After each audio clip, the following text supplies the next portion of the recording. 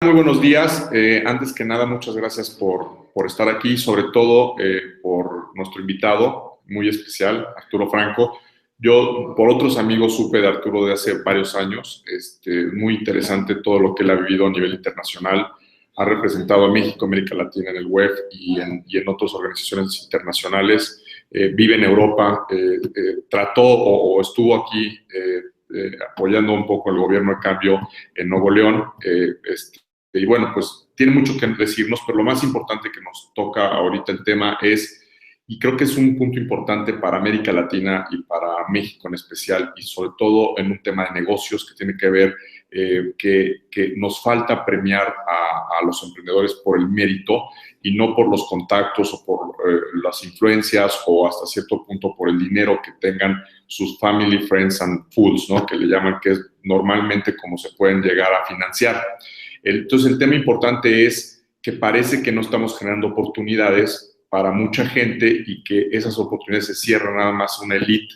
Y esa elite no se vuelve una elite académica, una elite súper intelectual, sino se vuelve a veces una elite de negocios, y sabemos que también esos negocios pueden ser, en algunos casos, negocios que están relacionados, inclusive se podría pensar algunos actos de influencias o de inclusive de corrupción. Entonces creo que el tema de meritocracia es súper importante. Gracias, Arturo, por estar aquí y bueno, pues te damos la palabra y muchas gracias de nuevo.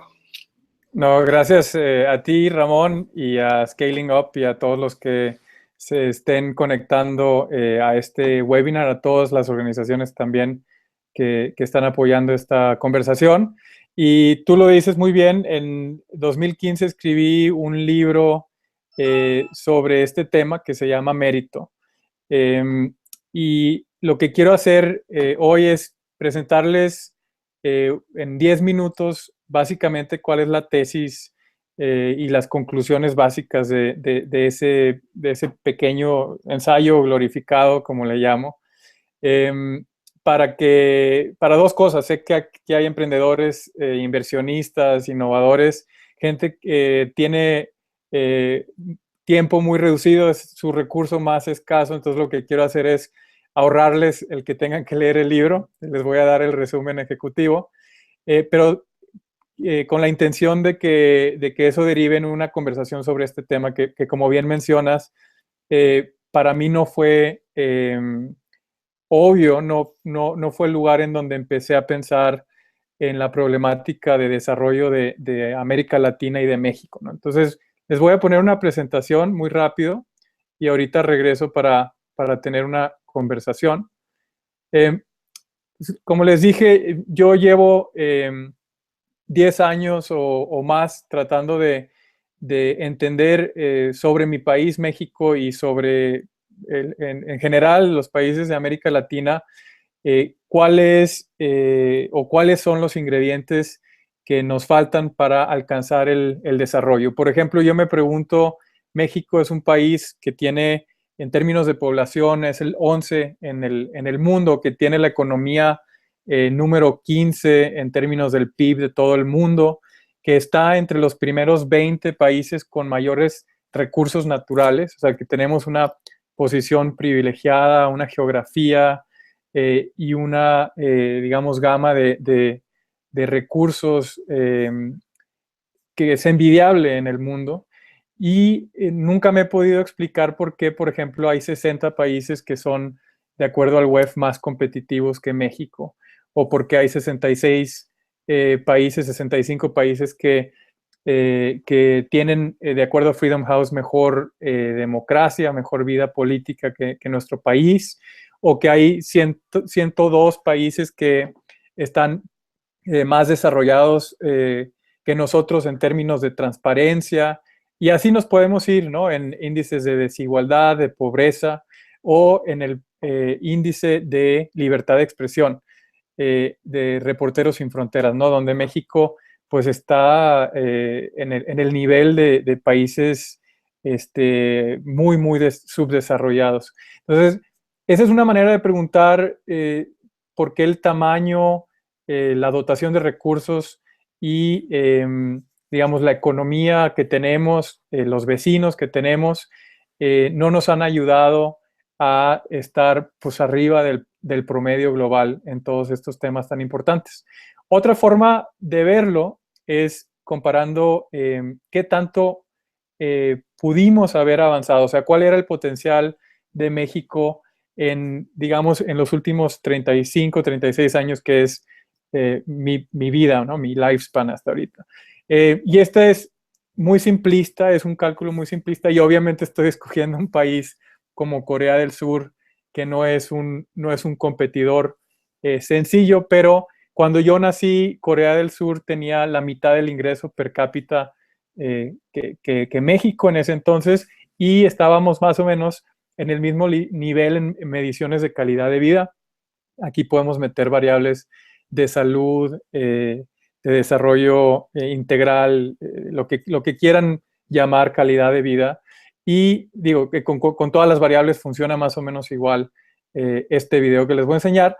Y el objetivo de esta carrera, que es el objetivo de desarrollo de todos los países, pues es, como decimos los economistas, es llegar al bienestar, ¿no? El mayor bienestar para el mayor número de personas.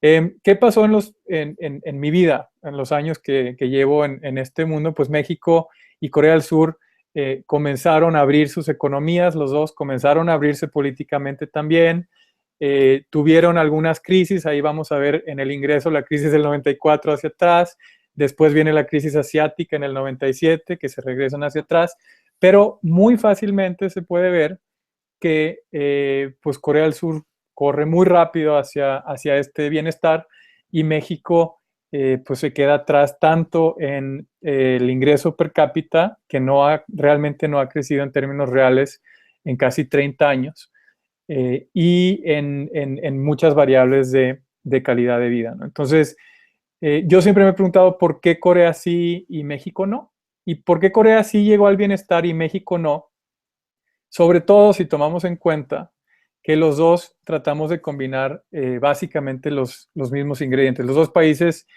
tenemos lo que hoy ya es casi la regla en el mundo, una economía de mercado.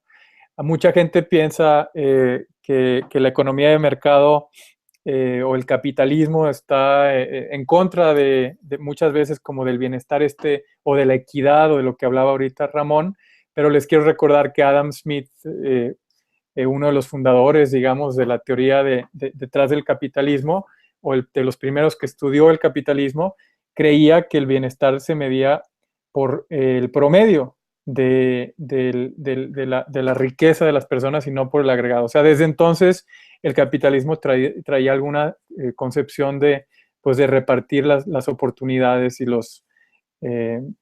y los resultantes del desarrollo económico, ¿no? Por el otro lado, los dos países, se puede decir, en diferentes sistemas, somos democracias. Entonces, con los dos combinamos esta economía de mercado y esta democracia. Les recuerdo la frase de Winston Churchill: la democracia es el peor sistema de gobierno que diseñó el hombre, con excepción a todos los que hemos intentado antes, ¿no? Entonces, la gran pregunta es, si los dos tenemos estas dos grandes anclas, la economía de mercado y la democracia, ¿por qué uno llegó más hacia el bienestar que el otro? Y la respuesta es porque algo falta en esta ecuación.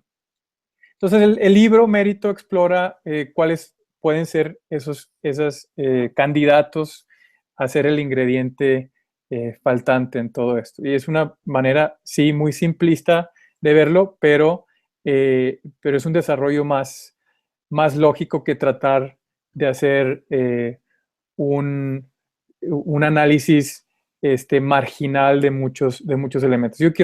Lo que quiero encontrar es si se nos olvidó algo muy importante. Entonces, lo primero, en lo que busqué la respuesta fue en la constitución de nuestros países. O sea, si de origen nuestras leyes o la manera en la que nos organizamos como Estado o como país son de menor calidad que otros países o distintas y nos llevan, por ende, a un resultado peor, ¿no? Pero aquí rápidamente hago un análisis que han hecho varios economistas y politólogos, que básicamente la esencia de la Constitución de México, de las constituciones de México, es la misma que las de países más desarrollados, que se han desarrollado en los últimos 100 o 200 años, como la de los Estados Unidos. O sea, básicamente, escogimos el mismo modelo de gobierno, una república representativa. O sea, le dijimos adiós a la aristocracia, le dijimos adiós a la monarquía en teoría, y escogimos ciertos valores que compartimos con Estados Unidos y con muchos otros países que son democracias constitucionales: la libertad, la justicia, justicia social y la seguridad, ¿no? Entonces, el problema no está necesariamente en la esencia de las leyes ni en las leyes mismas. Tenemos muchas leyes, incluso secundarias, que han sido, si no copias exactas de leyes de países desarrollados, sí escritas con apoyo de ellos, ¿no? Entonces, si el problema son las leyes, vendría entonces la pregunta de si el problema está en la forma en la que se aplican las leyes, o digamos las instituciones responsables de traducir leyes en acciones, en programas, en resultados, ¿no? Y aquí sí creo que es claramente notorio que un país como México, algunos países de América Latina, han desarrollado una serie de instituciones que Darren Acemoglu llama instituciones extractivas, contra un tipo de instituciones que les llama incluyentes, ¿no? O excluyentes contra incluyentes. Entonces, sí, ha pasado algo en nuestras instituciones que las ha puesto a trabajar para una parte de la sociedad, o que no cumplen perfectamente con su función.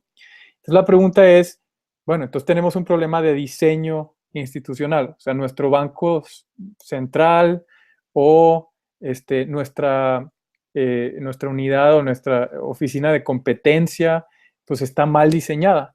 Y aquí muchas veces la respuesta es no. Cuando te pones a ver el diseño institucional, al igual que pasa con las constituciones y con las leyes, también nos hemos copiado de los mejores. Y a veces en algunas instituciones de México y de América Latina están incluso mejor diseñadas, y esto analizado por gente que conocen cada tema, que algunas de sus pares en países desarrollados. No es que el diseño esté mal, es que lo que pasa dentro de las instituciones es lo que Francis Fukuyama habla de que hay un conjunto de hábitos, comportamientos y virtudes que toman control de estas instituciones, o sea, lo que llamamos rent seeking. Entonces, lo que está pasando es que tenemos una constitución funcional, tenemos una serie de instituciones bien desarrolladas, pero lo que pasa adentro es el problema. Y lo que pasa adentro, entonces, y si tiene que ver con valores y hábitos y comportamientos, aquí estamos hablando del liderazgo, ¿no? O sea, las decisiones que toman las personas que están a cargo de esas instituciones. Y aquí es donde me detengo un poquito para hablar específicamente en el caso de México, de lo que ha venido saliendo más y más como uno de los principales problemas de causa raíz del país, que es una cierta cultura. A mí me gusta llamarle cultura con C chiquita, porque no creo en el predeterminismo cultural a la Peña Nieto, ¿no? Que la corrupción es cultural, pues entonces ya no podemos hacer nada. Pero cuando cruzas a Laredo manejas mejor en Estados Unidos que cuando manejas en México, entonces la cultura no puede cambiar así.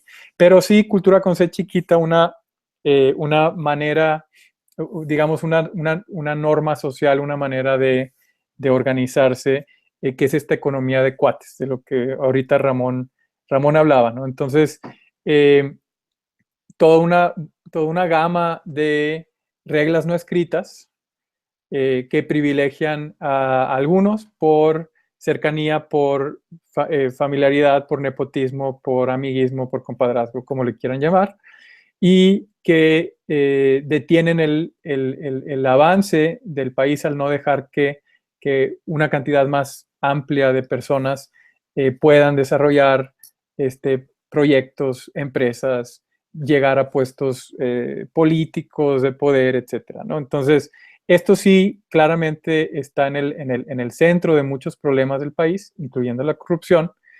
Y como Ricardo Rafael lo dice en su libro El Mi Reinato, hablando más de los hijos de esta clase política económica corrupta, es una cultura que además tiene un enorme desprecio por el trabajo.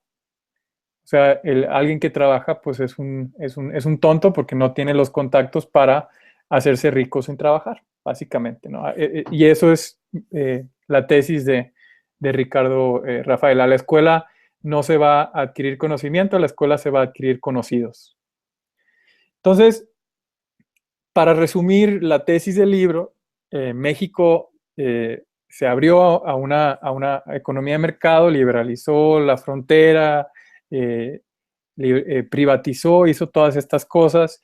México tuvo una transición hacia la democracia, pero para llegar al desarrollo tenemos que todavía inyectar ese nuevo ingrediente que para mí es lo que contrarresta esta cultura de liderazgo, del privilegio, ¿no? Y lo que contrarresta esta cultura que detesta el esfuerzo es lo opuesto, es una cultura que premia el esfuerzo y esa cultura se llama la meritocracia. Si cambiamos el liderazgo, van a funcionar las instituciones y esas instituciones van a aplicar la esencia de nuestras leyes y al hacer esto, pues México se acercará, como otros países lo han hecho, un poco más hacia el bienestar. Esa es básicamente la tesis. Entonces, ¿cómo definimos meritocracia? Y ya para terminar la presentación,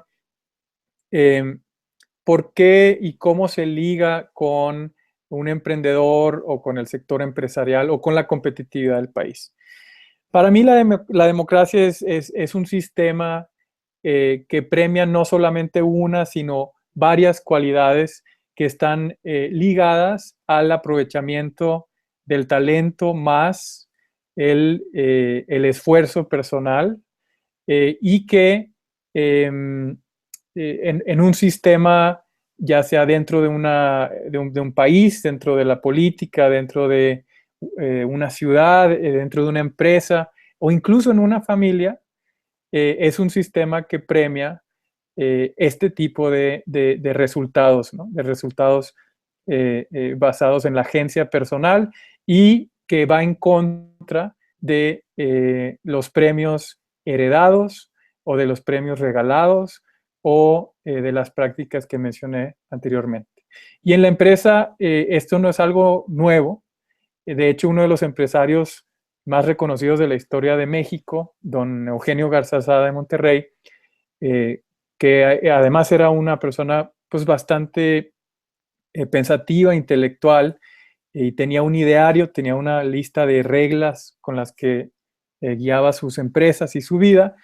Como regla número uno tenía el reconocimiento del mérito en los demás. O sea, él entendía que sin una meritocracia, una empresa se convierte en una institución disfuncional, ¿no? Entonces, esto no es nada nuevo y básicamente de eso les quiero platicar el día de hoy. Entonces, voy a regresar aquí y decir dos o tres comentarios más. Aquí estoy ya, sí. Y básicamente les ahorré, no sé, 300 páginas de muy mala narrativa y peores ejemplos, ¿no? Ahora, déjenles doy unos dos o tres datos importantes. Ya les expliqué por qué pienso que la meritocracia es un ingrediente que falta, porque hace que funcione bien la economía de mercado a nivel macro. Piensen en meritocracia de empresas que merecen estar y que no pueden por falta de competencia. Piensen en meritocracia de las personas más talentosas llegando a la cima y logrando agregar más valor en el mundo empresarial, etcétera. Y también la democracia obviamente necesita atraer a los mejores talentos para que funcione. O sea, si seguimos teniendo elecciones en donde votamos por el menos peor, y eso nos ha pasado varias veces, pues se va desgastando esta idea de que importa la democracia y quién está en el poder, ¿no? Entonces, la meritocracia es fundamental, a mi parecer, para que funcione la democracia. Pero también, por falta de meritocracia, el país está perdiendo muchísimo talento. Hay una encuesta de recursos humanos a nivel nacional con empresas pymes y medianas y grandes transnacionales en México, que dice que 80% de las empresas de México tuvieron decisiones de contratación de altos ejecutivos por razones que no tenían que ver con el currículum. O sea, te están tomando decisiones porque es amigo de alguien o porque es hijo de alguien, etc. Hay un conflicto, y ahorita lo podemos platicar si hay preguntas sobre eso. Hay un conflicto natural entre la familia y la meritocracia. Porque la meritocracia asume que tienes que darle la misma oportunidad a alguien, independientemente de si es tu hijo, el próximo heredero de tu empresa o no. Y en otros países en donde la familia está menos arraigada, como en América Latina, pues ese conflicto es fácil de resolver. O sea, Warren Buffett no le va a heredar sus empresas a sus hijos porque ellos no piensan de esa manera, ¿no? Ni en Europa. En América Latina, por eso la meritocracia tiene un problema. Pero en México hay una estadística que dice que uno de cada 20 profesionistas, y acuérdense que solo el 15% de los mexicanos llega a universidad eh, de cada grupo que debería de estar en la universidad, y solo el 2% se gradúa de una buena universidad. Uno de cada 20 de esos poquitos que tenemos termina yéndose a otro país por falta de oportunidades en México. Y no es que falte trabajo necesariamente, sino que no sienten que están creciendo como deberían de acuerdo a su mérito. Y si pensamos en gente que tiene doctorado, perdemos uno de cada tres. O sea, uno de cada tres mexicanos que tiene un doctorado va a terminar en algún momento en su vida fuera del país, y la mayoría por mejores oportunidades en otros lugares. Yo he estado fuera de México varias veces, yendo y viniendo, y puedo decir que lo vives, y creo que cualquiera que esté fuera de México, de sus países, y si sus países tienen también este problema, es claro simplemente cuando entregas una aplicación sin conocer a nadie, y igual te entrevistan y ni siquiera ven cuál es tu apellido, etcétera, ¿no? Entonces, algunas empresas, por ejemplo, en Australia, algunas universidades en otros países, lo que están haciendo es precisamente borrar el apellido de la aplicación de trabajo para que no haya ninguna oportunidad de ese tipo de práctica. Entonces, estamos perdiendo mucho talento en México, en las empresas que son más meritocráticas. Hay estudios que dicen que tienen mejor ambiente laboral, mejores resultados, y en general creo que le estamos haciendo un daño al país por seguir manteniendo esta economía de cuates que Denise Dresser le llama. Creo que estamos dejando de crecer por ello. Creo que estamos viendo los resultados en la pobre democracia que tenemos. Y entonces básicamente es un llamado a que pensemos más en la meritocracia.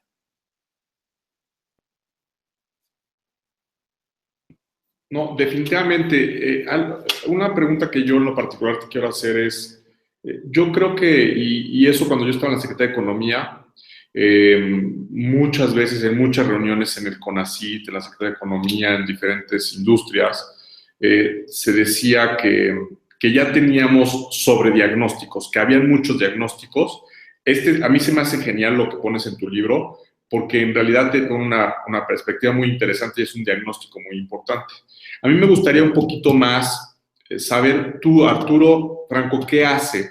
O sea, ¿dónde están los cómo, no? O sea, ya sabemos qué está pasando en cuanto a la cultura de esta economía de cuates, pero tú qué estás haciendo y cuál es tu experiencia y tu esfuerzo y cómo podemos, y digo podemos yo y muchas organizaciones que estoy seguro y ahora sí que cuates, que creemos que esta es una de las vías más importantes. Una, la generación y la amplitud y la transformación del talento en México, pero también yo siento que si perdemos de vista el hecho de hacer buenos doctores, técnicamente buenos o ingenieros, no estamos siendo buenos ciudadanos. Entonces, ¿cómo hacemos buenos ciudadanos más participativos? Porque la información la hay. Ayer lo decía, tuve la oportunidad de dar una clase en la Náhuatl, en donde antes di 5 años de clase, y le decía a los chavos, ya hay mucha información, hoy por hoy ya puedes tomar cursos de emprendimiento y de las universidades más importantes del mundo en Internet. Scaling Up está haciendo estos webinars. Hay muchos webinars y mucha información. El tema es que creo que entre más información a veces podemos ser un poquito más apáticos. ¿Cómo? ¿En dónde están los cómo, Arturo? Mira, te voy a contestar primero de una manera como muy, muy fría o técnica, por decirlo así, y después ya más como experiencias personales. Pero en general yo creo que de lo que estamos hablando es una ineficiencia en el mercado, basada en el mercado de talento, de capital humano, basada en principios arraigados, tal vez en miedos, ¿no? Y cuando te encuentras algo así, en donde hay un privilegio o una práctica que da privilegios eh, indebidos a cierto grupo de una sociedad, lo primero que te tienes que preguntar eh, como persona o como país, ¿no? Y es lo que hago en el libro, por eso empiezo con las leyes y con la esencia de nuestra Constitución, es qué queremos ser como país. ¿Queremos esto o realmente creemos que vamos a ser ese país algún día en donde no importa en dónde naces, tienes la misma oportunidad que cualquier otra persona? O sea, ¿realmente nos tomamos el Kool-Aid de ese discurso de la oportunidad para todos o no? Porque si no, pues entonces me voy a trabajar con el que más me pague y me hago parte del sistema y me aprovecho de mis contactos que hice aquí y allá y me hago millonario sin trabajar. Pero si realmente creemos en que México puede llegar a ser ese país, si tenemos valores republicanos, si tenemos valores sociales, si creemos que cada ser humano es igual de importante, o sea, si realmente nos creemos eso, no queda otra opción más que tratar de crear esta conciencia y cambiar. Entonces, yo creo que empieza por decir, señores, aquí hay un privilegio que es antirrepublicano, que es antisocial, que es ineficiente para la economía y que está haciendo que nuestros mejores cerebros se vayan para allá. ¿Y qué creen? Si se quedaran acá, el pastel sería más grande y lo podríamos compartir más entre todos. Ni siquiera les quita algo, ¿no? Por abrirse, que es lo mismo que le pasa a los emprendedores, que a veces les cierran un mercado sin entender que podría haber para todos, ¿verdad? Pero entonces lo primero que hay que hacer es, la manera más fácil de quitar un privilegio, la más sencilla, es que la persona que tenga ese privilegio se lo quita a sí misma, ¿no? Entonces, tratar de crear esa conciencia. Yo traté de hacer esta tesis, hay muchas personas criticando a la élite mexicana. Yo lo que digo es la élite mexicana es como todo, o sea, como la clase baja, hay gente buena, gente mala. Hay empresarios buenos, empresarios malos. Hay empresarios que hacen trabajar a sus hijos hasta que demuestran mérito para poder tomar la empresa. Hay otros que no, ¿no? Entonces, en lugar de hacer una crítica frontal y una generalización a un grupo, eh, lo que invito es hacer un check de si estás o no siendo meritocrático en tu familia, en tu entorno, en tu empresa, en tu startup, etc.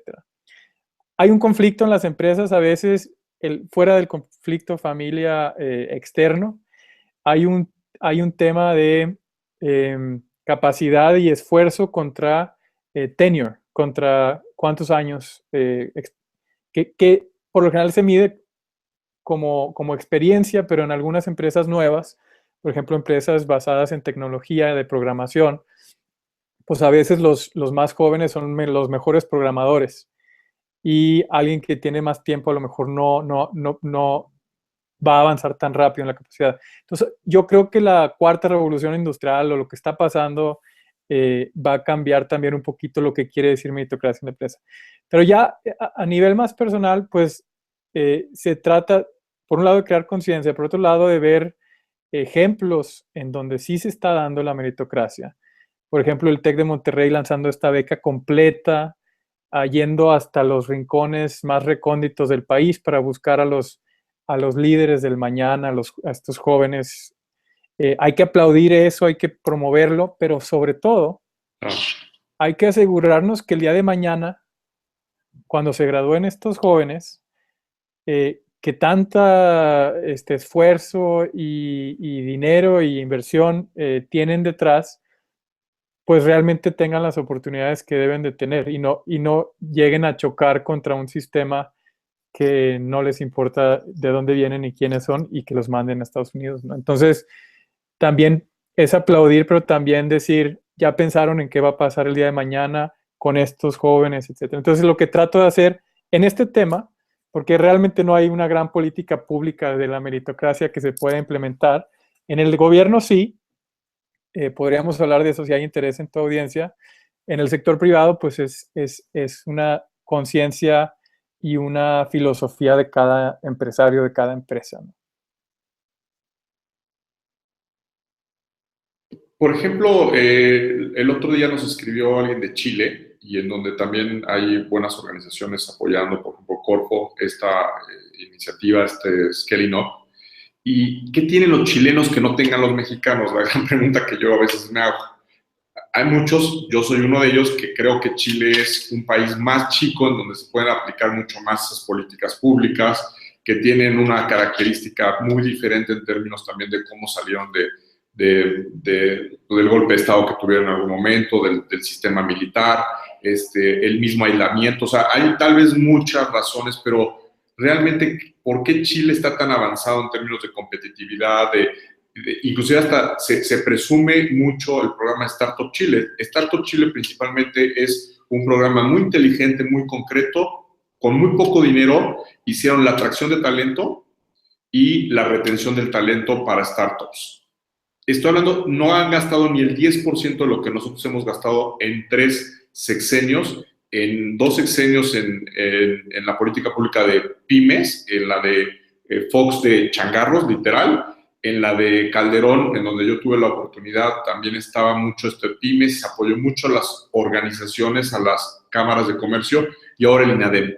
Es muchísimo dinero, son varios miles de millones de pesos que se gastan y que no hemos visto que cambien las estadísticas, y al revés, las estadísticas en temas de emprendimiento y de innovación siguen muy mal, ¿no? Entonces, algo está pasando. ¿Qué crees que esté pasando en este caso?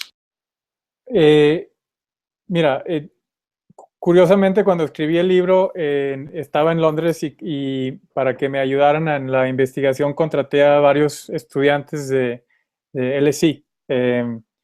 También, pues, los estudiantes es muy bueno para ellos que tengan una chambita para las chelas, ¿no? Y tuve 2 chilenos y una mexicana, y tuvimos muchísimas conversaciones sobre este tema de meritocracia, sin conocer perfectamente la historia del país. De acuerdo que un país con menos población es más fácil de mover. Hay que pensar en Singapur, por ejemplo, lo tanto que ha avanzado en la segunda mitad del siglo pasado, empezando con un ingreso per cápita de $400 y terminando, pues, básicamente en la cima, ¿no? Con creo que $50,000 de ingreso per cápita. Lee Kuan Yew era un primer ministro que a lo mejor en esa parte del sistema democrático tenían algunas preguntas, ¿no? De si realmente era completamente democrático, pero lo que sí sabemos de Lee Kuan Yew es que era un convencido de la meritocracia. O sea, él realmente se enfocaba en escoger a los mejores para su gobierno, les pagaba muy bien para que se quedaran y tenían un sistema muy estricto en contra de cualquier insinuación o acto de corrupción. Entonces tenía como que esa dualidad. Pero pensar en Corea del Sur, por ejemplo, bueno, son 45 millones de personas, tampoco es tan fácil mover un país así. Pero creo que Chile, bueno, es nuevamente este tema de si nos creemos esta historia del sueño chileno, del sueño mexicano, del sueño americano. O sea, ¿cuál es el sueño chileno? ¿Creen en la igualdad, en la oportunidad para todos? Claro que Chile tiene su élite, claro que también tiene estas tendencias aristocráticas que todos los países latinoamericanos seguimos teniendo, esta tentación, ¿no? de la herencia y del poder ad infinitum y de la familia y todo esto. Pero creo que el balance allá, pues, por lo que me dices, parece ser mejor que en el de México, ¿no? Yo hice un poco de análisis también sobre, llamémosle la meritocracia en el mundo de emprendedores en México, de empresas mexicanas. La tasa de emprendedurismo, como tú sabes, en México es muy alta, incluso comparada en promedios de la OECD. La mortandad de las empresas de México es también muy alta, y cuando le preguntan a los emprendedores mexicanos por qué, muchas veces es que falta de apoyo, falta de créditos, falta de oportunidad. Entonces, este tema de la falta de oportunidades trasciende a los niños en la escuela, trasciende a los líderes del mañana, del TEC mañana, trasciende a las empresas pequeñas mexicanas. Y creo que es algo que tenemos pues, que tratar de incluir en esta receta. Y como tú bien dices, yo también leí mucho sobre cuál es el problema de crecimiento de México, y hay una frase de un profesor que se llama Hanson que dice que la falta o los retos del crecimiento de México están sobrediagnosticados pero subentendidos. O sea, tenemos muchos diagnósticos, pero seguimos sin poder realmente entender qué está pasando, y esta es una aportación muy puntual de algo que podría ser parte del problema. Bueno, yo te puedo decir un poco en el tema de emprendimiento e innovación, que le llaman el ecosistema. Yo no lo separo, o sea, está junto. Y yo creo que son tres. Uno es gobernanza, o sea, ¿quién lleva la batuta, si la lleva Economía o CONACYT o Presidencia de la República? El otro es, que es muy, muy, muy grave, es la articulación y la vinculación de los actores del ecosistema, no nada más de gobierno, sino sociedad civil, academia, obviamente la industria. Y el tercero, yo creo que es ya algo relacionado con los mismos emprendedores. O sea, creo que si los emprendedores y los empresarios todavía seguimos pensando en que vamos a salir adelante gracias al apoyo del INADEM, estamos totalmente fritos. Número uno. Número dos, si los emprendedores no se la creen, creo que también va a ser muy complicado que tengan futuro en su startup. Y número tres, yo sí he visto esta nueva generación cambiando muy rápidamente. Yo le tengo mucha fe a las nuevas generaciones, a los que vienen empujando y que tal vez, no sé, ojalá tú y yo los veamos ser muy exitosos. Creo que sí va a venir un cambio muy fuerte en México, pero creo que ahorita nuestra responsabilidad, por lo menos en nuestra generación, es realmente pues generar más conciencia. Y tu libro, Arturo, créeme que está generando conciencia. Pues te animo, te exhorto y la verdad, desde mi parte, desde la parte que conozco a muchas personas, amigos y conocidos, dinos en qué te podemos apoyar y cuenta con nosotros en lo que necesites, en cualquiera de tus acciones o iniciativas. Me encantaría formar parte de ellas, y yo sé que hay muchas personas que lo están haciendo mucho, y te voy a contactar también con gente que están haciendo el laboratorio de la ciudad. No sé si conoces a Gaby Bobesmont. Hay otras organizaciones de innovación social. Yo estoy promoviendo mucho el tema de Epicentro, que es un festival de innovación que lo hacen en Guadalajara, en Jalisco, los primeros días de noviembre, que trata de democratizar y de hablar mucho del tema de innovación en general a la persona de a pie. Creo que nos falta mucho más abrirnos hacia sectores que no hemos llegado. Por ejemplo, yo he dicho, y lo comenté, por ejemplo, en Londres, en LSI, con el experto del JEDI, el que hace este análisis a nivel mundial de emprendimiento, y le dije, tus datos son muy buenos, pero cuando hablas de México, no es, o sea, hablas del país en lo general y estás generalizando mucho. Y ten cuidado porque también lo mismo lo haces con UK. Cuando hablas de UK, hablas principalmente de Londres, porque Londres se lleva más del 70% del emprendimiento en UK.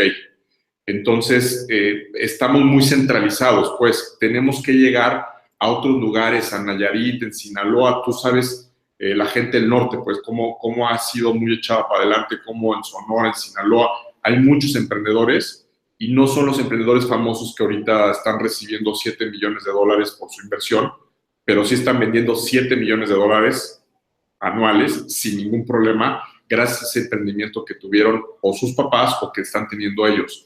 Y nadie hablamos de esos emprendedores. Y tienen tecnología. Entonces, creo que nos falta mucho más democratizar. En algún momento, mi propuesta en la Secretaría de Economía fue hacer un como libro de los 100 o de los 1000 casos de emprendimiento que los hay en México. Creo que nos hace falta mucho ver a emprendedores que son exitosos y por qué han sido exitosos. Y hay muchos que sí han sido por mérito. Entonces, ahí también sería bueno hacer libros sin nombres, a ver qué pasa, ¿no?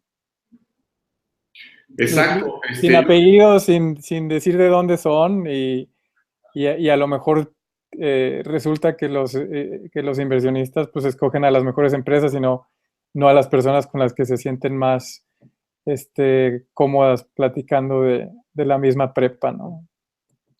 Definitivamente, si hay casos, habría que verlo. Eso es una propuesta que podemos hacer en conjunto de hacer algo, por lo menos un estudio aproximándonos, porque sí hay casos muy interesantes en donde sí hay un mérito muy claro y hay otros casos que me consta que me han dicho que prefieren acercarse a un inversionista con un nombre X que está relacionado a un banco X y que al ser el mentor, ese inversionista, aunque sea nada más con el nombre, con eso ya les ayuda, ¿no? Entonces, si hay un tema, y eso pasa en el mundo, ¿no? Lados. Sí, sí, claro. Pero sí hay un tema definitivamente que creo que tenemos que poner el punto en la I, en el mérito ya de la empresa o de las startups, ¿no? Sí. Sí, yo si quieres, solo termino diciendo que para mí no hay mayor tragedia en México o en el mundo que una persona preparada, talentosa y con voluntad de hacer algo, con grandes probabilidades de éxito en algo que puede generar un valor para el resto de la sociedad, pierda esa oportunidad por motivos ajenos a lo que estamos hablando, ¿no? Entonces, para mí, cada vez que sucede eso, pierde él, pierde o ella, pierde el país, perdemos todos. Y de eso se trata, ¿no? De minimizar ese tipo de situación. Pues muy bueno. Y por último, nada más, ¿y qué sigue? O sea, ¿vas a seguir viniendo a México? Cuéntanos un poquito de eso nada más sobre todo porque hay muchas organizaciones que después te van a contactar para invitarte a una conferencia. Cuéntanos de eso, ¿no? Sí, vengo muy seguido a México. Estoy dando clases en un programa que es mitad virtual y mitad presencial sobre competitividad con el TEC, en donde me conecto con 14 campus y somos 3 profesores, tenemos como 300 alumnos. Sigo escribo en Animal Político en el norte de repente. Soy Senior Fellow para el Atlantic Council para México y para innovación, que es un think tank en Washington, y consultor, hago proyectos. Vengo muy seguido a México, mi intención es en los próximos años pues regresar. Mi esposa, que es sudafricana y trabaja en Asset Management en Londres, tiene otra intención. Entonces, va a ser una negociación un poquito más fácil que la de Trump y Peña, pero no mucho. Te prometí no preguntarte de eso, pero pues también ya, ahora sí, como decimos en México, te pones de pechito. ¿Crees que Trump llegue a ser presidente en los Estados Unidos?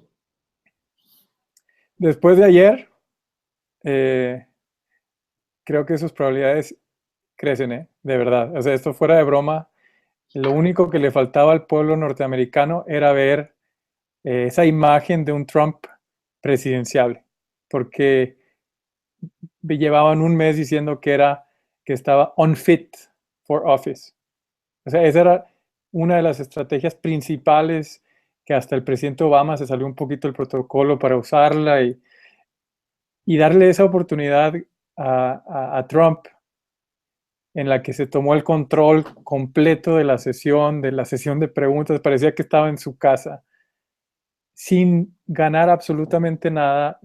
Yo creo que la duda, la pregunta, el misterio del sexenio actual, si no es que de las últimas 10 presidencias de México. O sea, en un solo hecho, afectar a tanta gente y tantos intereses que no necesariamente son positivos para el país.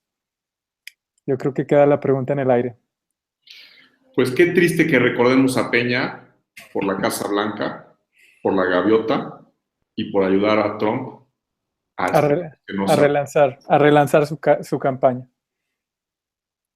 Bueno, pues Arturo, seguimos en este tema, de verdad, con mucho cariño, te agradezco mucho y seguimos platicando y te vamos dando seguimiento de lo que ha sido y lo que va a evolucionar Esquelino. Muy bien, muchas gracias y saludos a todos. Gracias.